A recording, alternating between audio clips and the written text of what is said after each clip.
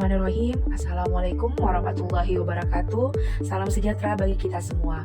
Halo teman-teman, kenalkan nama saya Novia Nuryanti. Saya adalah mahasiswi dari Universitas Mega Buana Palopo, jurusan S1 Kebidanan tahun ajaran 2024-2025. Pada hari ini, saya akan memaparkan materi mata kuliah kebijakan dalam kebidanan yang berjudul Aspek Legal dan Regulasi dalam Kebidanan. Baiklah, yang pertama saya akan menjelaskan tentang pengertian, tujuan, persyaratan, dan kegunaan aspek legal dalam pelayanan kebidanan. Nomor 1, pengertian. Aspek legal dalam pelayanan kebidanan adalah segala aturan, regulasi, dan ketentuan hukum yang mengatur praktik kebidanan, hak dan kewajiban bidan, serta tanggung jawab bidan dalam memberikan pelayanan kesehatan kepada ibu dan bayi. Nomor 2, tujuan. Tujuan dari aspek legal dalam pelayanan kebidanan adalah untuk melindungi hak-hak pasien, menjamin keselamatan ibu dan bayi, serta memastikan praktik kebidanan dilakukan secara profesional dan sesuai dengan standar yang berlaku. Ketiga, persyaratan. Bidan harus memenuhi persyaratan berupa pendidikan, registrasi, izin praktik, dan kompetensi yang ditetapkan oleh pemerintah agar dapat memberikan pelayanan kebidanan yang aman dan sesuai hukum. Yang keempat, kegunaan. Aspek legal dalam pelayanan kebidanan berguna untuk memberikan landasan hukum dan acuan bagi bidan dalam menjalankan praktik serta melindungi bidan dari tuntutan hukum akibat kelalaian atau kesalahan dalam memberikan pelayanan kesehatan. Pembahasan kedua tentang legislasi, registrasi, lisensi, dan otonomi dalam pelayanan kebidanan. Legislasi adalah proses pembuatan undang-undang atau penyempurnaan perangkat hukum yang sudah ada melalui serangkaian kegiatan sertifikasi atau pengaturan kompetensi, registrasi, pengaturan kewenangan, dan lisensi atau pengaturan penyelenggaraan kewenangan. Tujuan legislasi adalah memberikan perlindungan kepada masyarakat terhadap pelayanan yang telah diberikan. Adapun bentuk perlindungan tersebut meliputi yang pertama, mempertahankan kualitas pelayanan, yang kedua, memberikan kewenangan, yang ketiga, menjamin perlindungan hukum, yang keempat, meningkatkan profesionalisme. SIPB adalah bentuk legislasi yang dikeluarkan oleh Depkes yang menyatakan bahwa bidan berhak menjalankan pekerjaan kebidanan. Selanjutnya, registrasi. Registrasi adalah sebuah proses di mana seorang tenaga profesi harus mendaftarkan dirinya pada suatu badan tertentu secara periodik, guna mendapatkan kewenangan dan hak untuk melakukan tindakan profesionalnya setelah memenuhi syarat-syarat tertentu yang ditetapkan oleh badan tersebut. Registrasi bidan artinya proses pendaftaran, pendokumentasian, dan pengakuan terhadap bidan setelah dinyatakan memenuhi minimal kompetensi inti atau standar penampilan minimal yang ditetapkan, sehingga secara fisik dan mental mampu melaksanakan praktik profesinya. Tujuan umum registrasi adalah melindungi masyarakat dari mutu pelayanan profesi. Sedangkan tujuan khusus registrasi adalah sebagai berikut. Yang pertama, meningkatkan kemampuan tenaga profesi dalam mengadopsi kemajuan ilmu pengetahuan dan teknologi yang berkembang pesat. Yang kedua, meningkatkan mekanisme yang objektif dan komprehensif dalam menyelesaikan kasus malpraktik. Yang ketiga, mendata jumlah dan kategori melakukan malpraktik.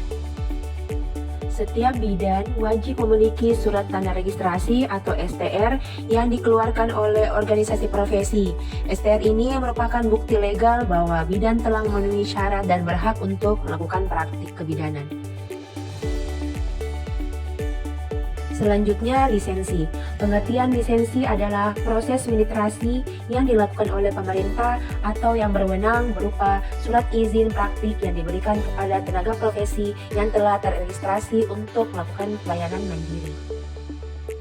Tujuan umum lisensi adalah melindungi masyarakat dan pelayanan profesi, sedangkan tujuan khusus lisensi adalah memberikan kejelasan batas wewenang, menetapkan sarana dan prasarana. SIPB adalah bukti tertulis yang diberikan oleh Departemen Kesehatan Republik Indonesia kepada tenaga bidan yang menjalankan praktik setelah memenuhi persyaratan yang ditetapkan. Bidan yang menjalankan praktik harus memiliki SIPB yang diperoleh dengan cara mengajukan permohonan kepada Dinas Kesehatan Kabupaten atau Kota setempat. Otonomi dalam kebidanan. di mana seorang bidan memiliki peran yang pertama, pengambilan keputusan, di mana seorang bidan memiliki otonomi dalam mengambil keputusan klinik berdasarkan kompetensi dan kewenangan yang dimiliki untuk memberikan asuhan kebidanan yang aman dan sesuai dengan kebutuhan pasien. Yang kedua, tanggung jawab.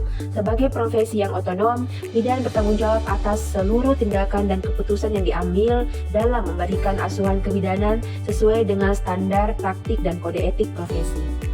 Yang ketiga, independensi.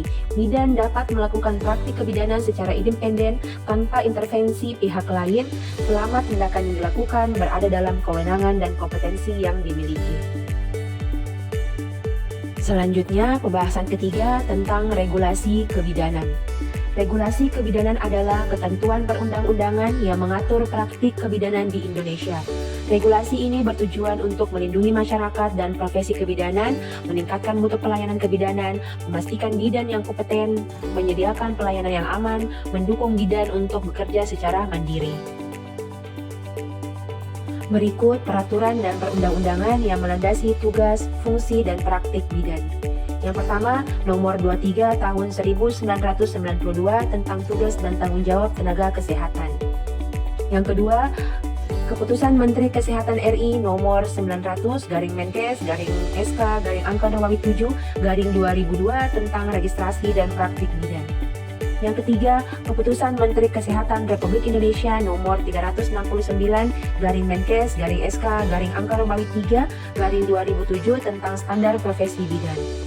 Yang keempat, Peraturan Menteri Kesehatan Republik Indonesia Nomor HK.02.02/Menkes/149/2010 tentang izin dan penyelenggaraan praktik bidan. Yang kelima, Permenkes RI Nomor 1464/Menkes/SK/Angka-10/2010 tentang izin dan penyelenggaraan praktik bidan. Demikian presentasi yang saya sampaikan. Apabila ada salah kata atau bahasa pada saat presentasi, saya memohon maaf. Terima kasih atas perhatian teman-teman semua. Semoga apa yang saya sampaikan dapat memberikan tambahan informasi dan ilmu bagi teman-teman semua. Thank you for watching. Assalamualaikum warahmatullahi wabarakatuh.